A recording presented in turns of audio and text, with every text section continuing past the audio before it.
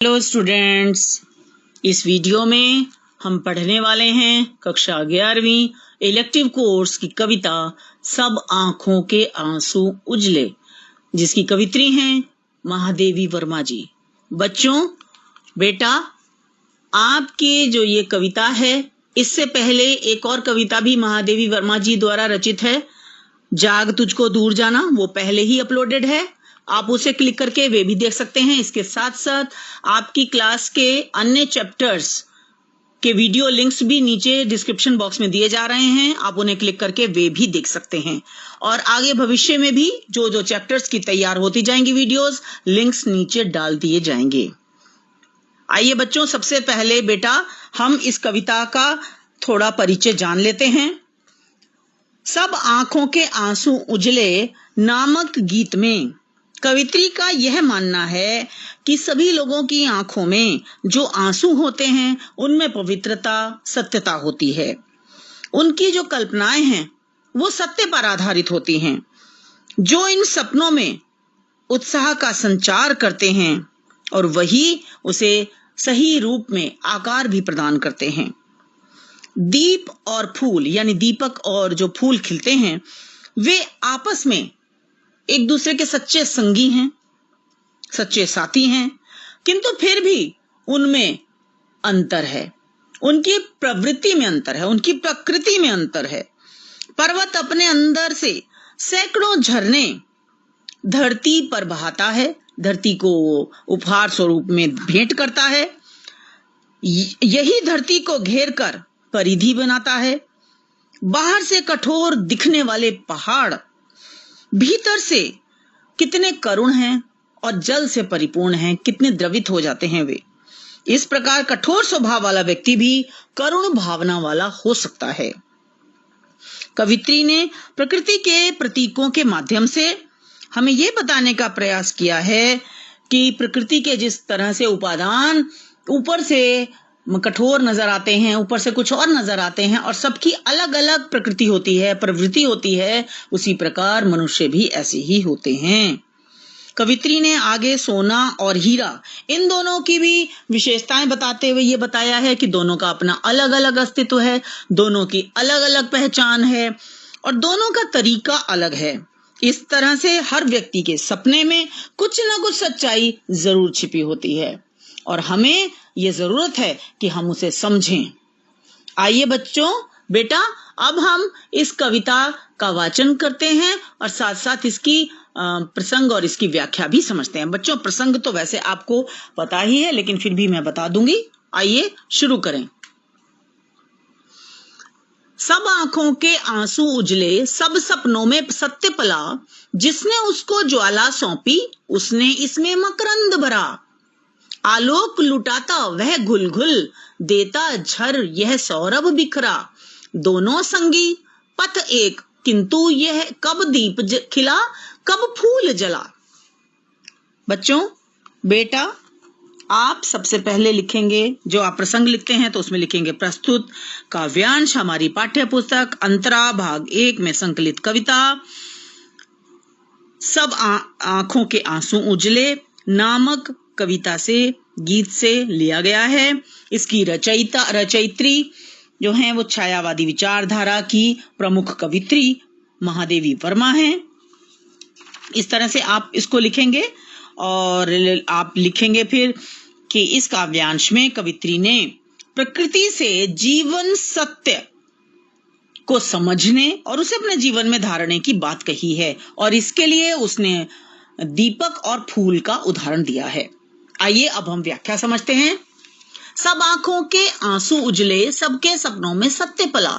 कवित्री कहती हैं कि सभी संघर्षशील मनुष्यों की आंखों में जो आंसू नजर आते हैं वे उजले हैं, अर्थात सभी की आंखों के आंसू जो हैं वो पवित्र हैं।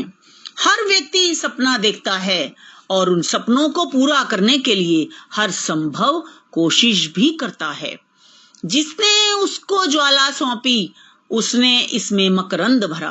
कवित्री कहती हैं कि ईश्वर ने जहां, अब यहाँ पर देखिए बच्चों, यहाँ पर अब कवित्री जो है वो दीपक और फूल की बात कर रही हैं। ज्वाला किसके अंदर है? दीपक के अंदर। और मकरंद यानी रस किसके अंदर भरा होता है बच्चों? फूल के अंदर, पराग है ना, रस मकरंद भरा होता है। तो कवित्री कहती हैं कि ईश्वर ने जहां एक ओर दीपक को ज्वाला सौंपी है, रोशनी प्रदान की है, जिसके माध्यम से वह संपूर्ण अंधेरे को खत्म करने की सामर्थ्य रखता है, शक्ति रखता है, वहीं दूसरी ओर फूलों में मकरंद अर्थात रस भरा है, जिस कारण फूल पर्यावरण को खुशबूदार कर देते हैं, सुगंधित कर देते हैं। आलोक लुटाता वह गुलगुल, देता झर यह सौरभ बिखरा। जब फूल की आयु बच्चों समाप्त हो जाती है तो वो क्या हो जाता है? पंखुड़ियों के साथ झड़ जाता है ना। और बच्चों दीपक, जैसे मैंने बताया कि दीपक तो अंधेरे को नष्ट करता है, तो दोनों का अलग अलग काम है। यहाँ दीपक और फूल दोनों एक दूसरे के पूरक हैं, दोनों संगी हैं, दोनों ही पथ प्रदर्शक हैं, मगर दोनों के काम करने का तरीका बिल्कुल ही अलग है, दोनों का अस्तित्व ही अलग है। एक दीपक कभी खिल नहीं सकता। कब दीप खिला? दीपक कभी खिल सकता है? अर्थात नहीं खिल सकता। कब फूल जला? फूल कभी जल सकता है? अर्थात नहीं जल सकता। तो दोनों का कार्य अलग अलग है। आइए बच्चों, बेटा अब हम विशेष देख लेते हैं। इसका पहला पॉइंट आप लिखेंगे, पवित्रता और सत्यता सभी संघर्षशील व्यक्तियों में होती है। कवित्री ने दृष्टांतों अर्थात उदाहरणों के माध्यम से अत्यंत प्रभावशाली वर्णन किया है। भाषा तत्सम शब्दावली युक्त खड़ी बोली है, शैली वर्णात्मक है, अलंकार अनुप्रास सबके सपनों में सत्य सा आ रहा है, पुनरुक्ति प्रकाश घुल घुल, कविता पर छायावादी प्रभाव है, छंद मुक्त रचना है, शब्द शक्ति लक्षणा है और प्रतीकों का प्रयोग किया गया है। तो आइए स्टूडेंट्स, अब हम अगला पद्यांश देखते हैं। वह अचल धरा को भेंट रहा, शत शत निर्झर में हो चंचल, चिर परिधि बना भू को घेरे, इसका उर्मिल नित करुणा जल, कब सागर उर पाषाण हुआ, कब गिरी ने निर्मम तन बदला। अब बेटा यहां देखें कि कवित्री ने इस पद्यांश में पहाड़ और सागर इन दोनों की प्रवृत्ति का उल्लेख करते हुए इन दोनों के विषय में बताया है और हमें सीख दी है। प्रसंग तो आप लिख ही लेंगे। देखिए व्याख्या, कवित्री कहती हैं वह अचल धरा को भेंट रहा, शशद निर्झर में हो चंचल, कि यह पर्वत जो ऊपर से अचल है यानी कि स्थिर है अपनी जगह पर और ऊपर से कठोर दिखाई देता है, वह भीतर से अत्यंत कोमल और सहृदय है। शत शत निर्झर में हो चंचल, ये अपने अंदर से सैकड़ों निर्झर, चंचल निर्झर बहा रहा है ना। और इस तरह से ये संपूर्ण धरती को समेटे हुए है। चिर परिधि बना भू को घेरे, पूरी भू धरती को घेर कर ये परिधि बना रहा है ना। और पूरी धरती को जल प्रदान कर रहा है। पहाड़ों ने धरती को उपहार के रूप में झरने प्रदान किए हैं, जिससे धरती पर निवास करने वाले हर प्राणी की प्यास बुझ सके। यह पहाड़ कितना करुणा से भरा है, यह बात हमें इससे पता चलती है कि वो अपने अंदर भीतर से सैकड़ों झरनों को प्रवाहित कर रहा है। इसका मतलब वह कितना करुणामय है। अब आगे देखें, इसका उर्मल नित करुणा जल। अब वो वही बात कह रहा है कि कितना करुणा से भरा हुआ है इसका हृदय। अब आगे देखिए, कब सागर उर पाषाण हुआ, कब गिरी ने निर्मम तन बदला। अब यहाँ पर सागर की बात हो रही है, उर माने हृदय, पाषाण माने पत्थर। अब देखिए क्या कहती है कवित्री, वहीं दूसरी ओर सागर की लहरें इस संपूर्ण धरती को घेरे हुए हैं तथा करुणा रूपी जल निरंतर दे रहे हैं। सागर प्रदान कर रहे हैं, है ना। कवित्री कहती हैं सागर का हृदय, समुद्र का हृदय उर पाषाण, हृदय कब पाषाण अर्थात पत्थर की तरह हुआ, कठोर हुआ, अर्थात समुद्र ने अपनी करुणा और दयालुता कभी नहीं छोड़ी। कब गिरी ने निर्मम तन बदला और पर्वत ने भी अपने निर्मम शरीर को, अपनी कठोरता को, अपने स्वभाव की कठोरता को त्यागा नहीं है। इस प्रकार मानव को प्रकृति से संदेश लेते हुए अपने संघर्ष को जारी रखना चाहिए, क्योंकि सभी अपने तरीके से संघर्षशील हैं, सबका अपना अपना अस्तित्व है। आइए स्टूडेंट्स, अब हम अगला पद्यांश देखते हैं। पद्यांश देखने से पहले विशेष देख लेते हैं। काफी पॉइंट्स तो सेम हैं, एक दो पॉइंट चेंज होंगे, देख लेते हैं। पहला, प्रकृति की दयालुता और सहृदयता का दृष्टांतों के माध्यम से वर्णन है। भाषा शैली बच्चों सेम है, अलंकार बदल जाएंगे। रूपक अलंकार है करुणा जल और पुनरुक्ति प्रकार शत शत। बाकी जो पॉइंट्स हैं बच्चों वो पहले जैसे ही हैं। कविता पर छायावादी प्रभाव, छंदमुक्त रचना, शब्द शक्ति लक्षणा, प्रतीकों का प्रयोग, ये पहले जैसे ही है, सेम रहेगा।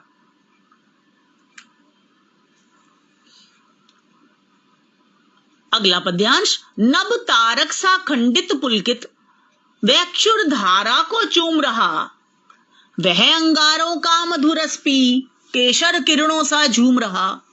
अब यहां पर बच्चों देखें, कवित्री ने, देखिए कंचन का क्या मतलब होता है बेटा? कंचन का मतलब है सोना, सोना धातु। हीरक माने हीरा, है ना, जो रत्न होते हैं, हीरा। उसके माध्यम से यहां पर हमें सीख दी है। कवित्री क्या कहती हैं? कवित्री इन पंक्तियों में सोने और हीरे के माध्यम से ये बता रही हैं कि दोनों ही बहुमूल्य हैं, किंतु दोनों की प्रकृति अलग अलग है, दोनों का स्वभाव अलग है। नभ तारक सा खंडित पुलकित, वो कह रही हैं हीरा ऐसे खंडित हो जाता है जैसे कि नभ यानी आकाश का तारा। जैसे आकाश का तारा खंडित होकर टूट के गिर जाता है, लेकिन वो रोमांचित होता रहता है, दुखी नहीं होता है।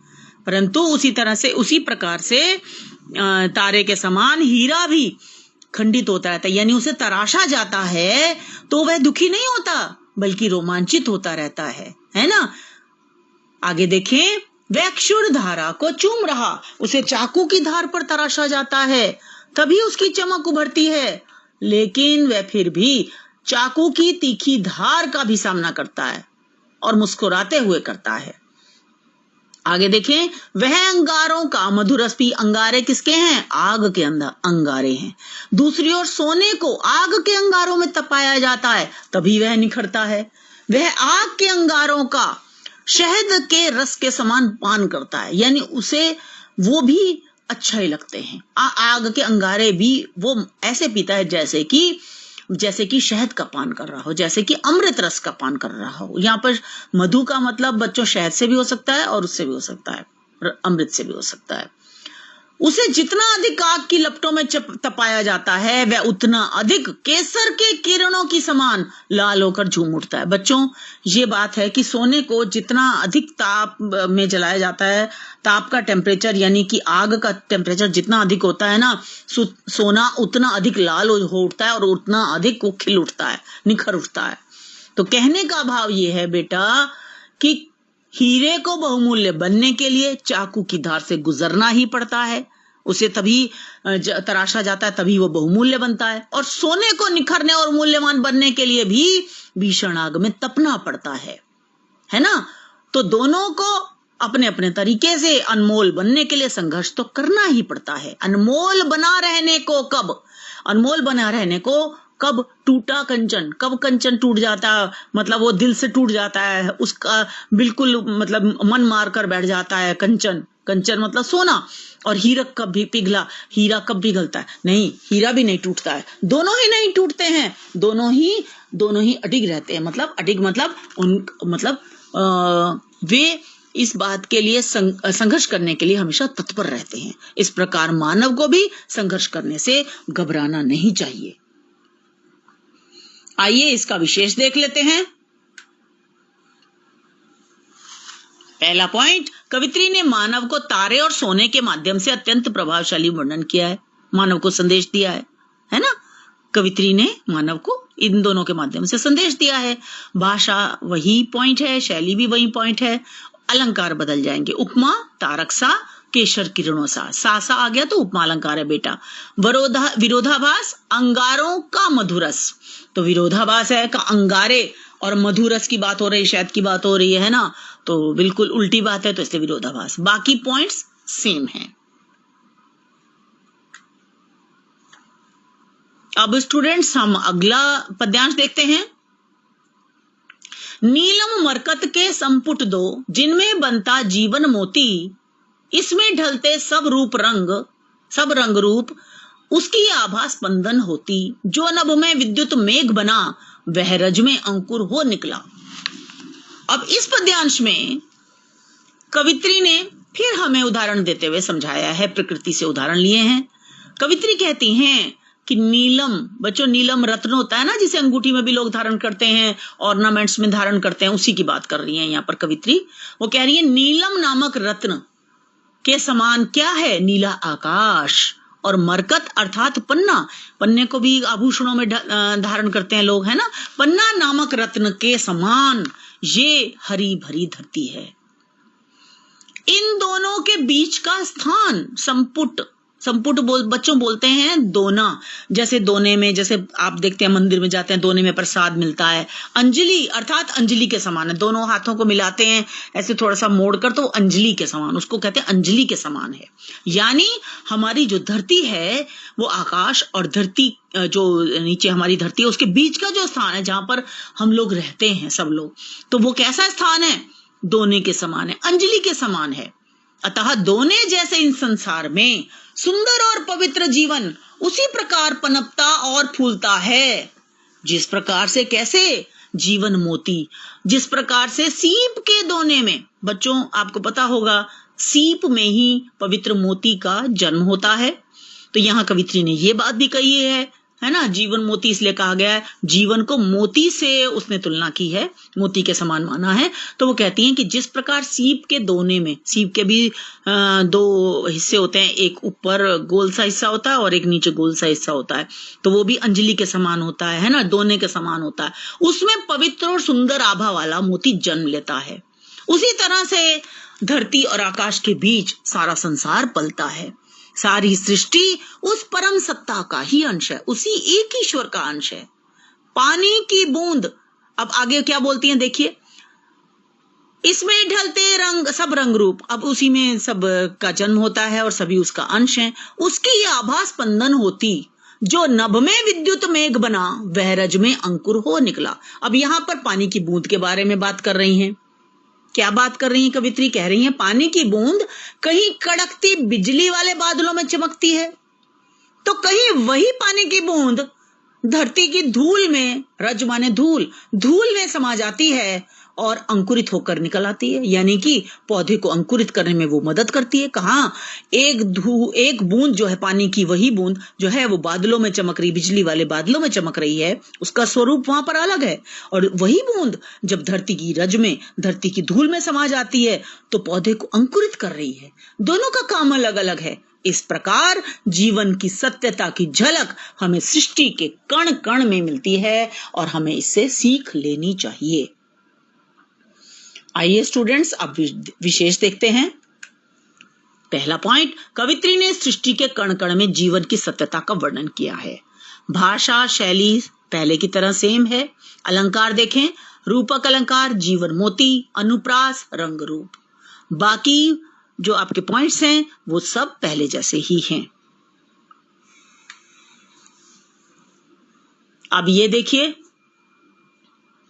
अगला पद्यांश, संस्कृति के प्रति पग में मेरी सांसों का नव अंकन चुन लो, मेरे बनने मिटने में नित अपने साधों के क्षण गिन लो, जलते खिलते नग में घुलमिल एकाकी प्राण चला, सपने सपने में सत्य ढला।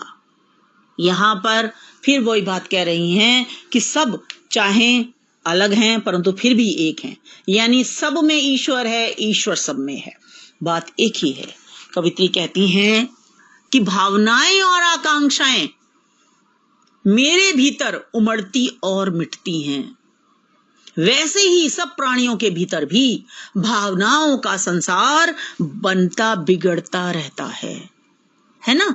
जलते खिलते और आगे बढ़ते इस संसार के सभी जड़ चेतन पदार्थों में एक ही परम सत्ता का अंश निहित है, यानी कि सब में ईश्वर और ईश्वर में सब, अर्थात संसार के सभी पदार्थों में ईश्वर के ही प्राण स्पंदित होते हैं, उसी का स्पंदन है। जो सृष्टि चल रही है, कवित्री कहती हैं, मेरे मन में जो भावनाएं संस्कृति के प्रति पग में मेरी सांसों के नव अंकन चुन लो, कि जो मेरे मन में भावनाएं उठती हैं, बनती हैं, बिगड़ती हैं, मिटती हैं, ऐसे ही सब प्राणियों के अंदर होता है। बच्चों, आपने भी देखा होगा, मैं टीचर हूं, मैंने भी देखा है, मेरे अंदर भी भावनाओं का संसार उमड़ता है, बनता है, बिगड़ता है, आपके अंदर भी होता होगा, सबके अंदर होता है। तो जलते खिलते और फिर भी संसार आगे बढ़ता रहता है, मेरे बनने मिटने में नित, मतलब वो कहती है इसी तरह से जैसे मेरे अंदर ये होता है, सबके अंदर होता है। फिर भी हम लोग क्या करते हैं, हम लोग यही समझते हैं कि शायद मेरे साथ ही हो रहा है, लेकिन ये सबके साथ होता है, क्योंकि सभी जितने भी सृष्टि में पदार्थ हैं, चाहे वो जड़ हैं, चाहे वो चेतन हैं, सभी उसी परम सत्ता का, उसी एक ईश्वर का अंश हैं, सभी में उसके प्राण हैं।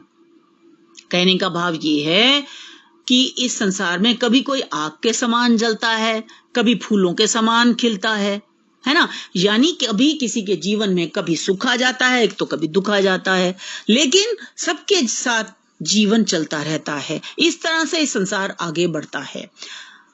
हर एक में वह ईश्वर है और सभी का अपना अस्तित्व भी है।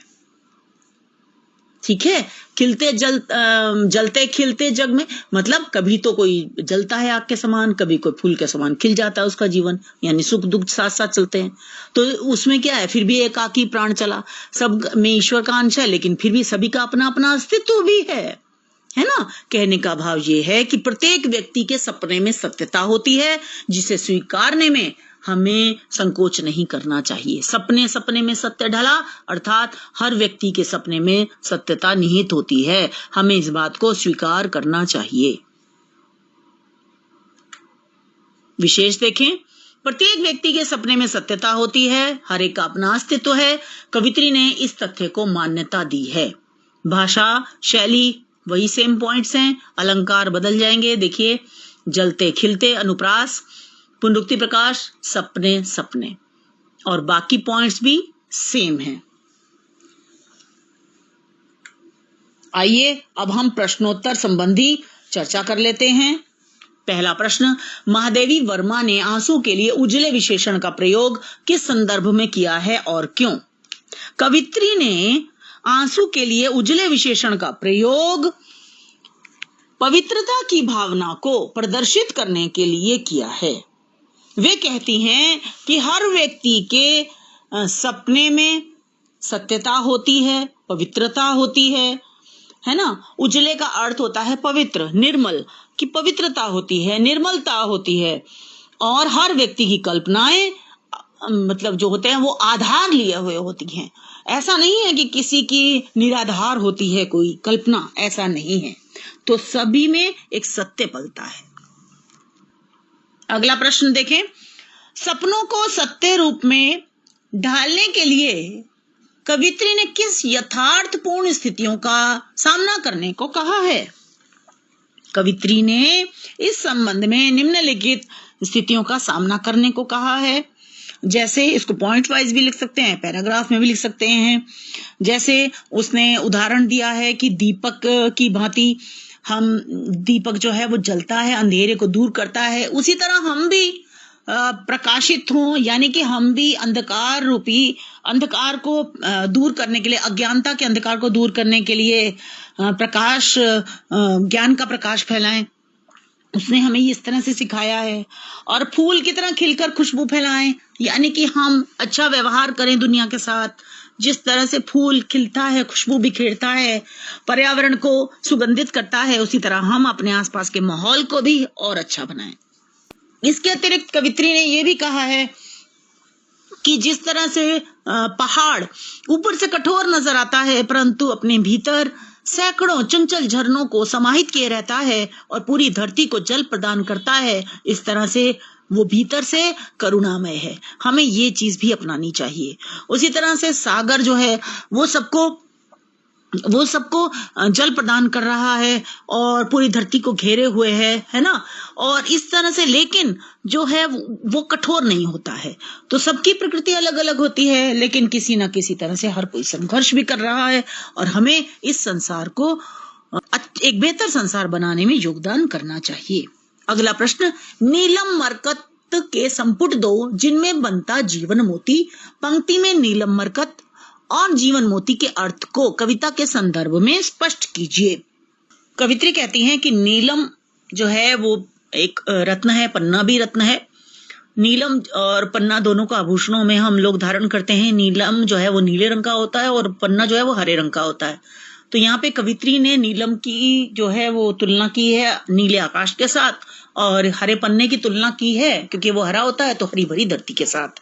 तो कहती हैं कि उसके बीच में, आकाश और धरती के बीच में पूरी संपूर्ण मानव जाति की जिंदगी पलती है ना। और उसी तरह से जो ये भी बात कही है साथ साथ कि जीवन मरण के बीच जीवन रूपी मोती पलता है।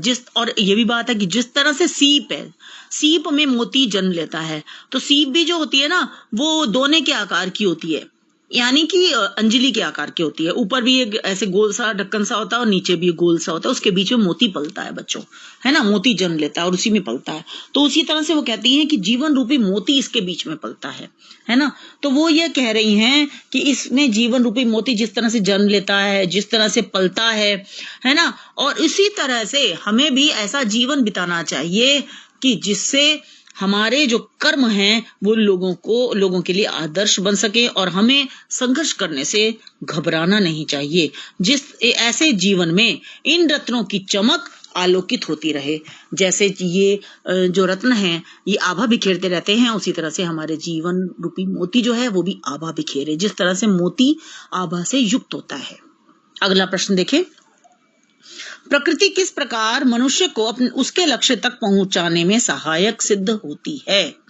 प्रकृति अपने उपादानों के द्वारा ऐसे कार्य करती है जिससे संपूर्ण मानव जाति को प्रेरणा मिले, संपूर्ण मानव जाति उससे सीख ले, मनुष्य अपना आलस्य त्याग दे और अपने कर्म पथ पर आगे बढ़े, है ना।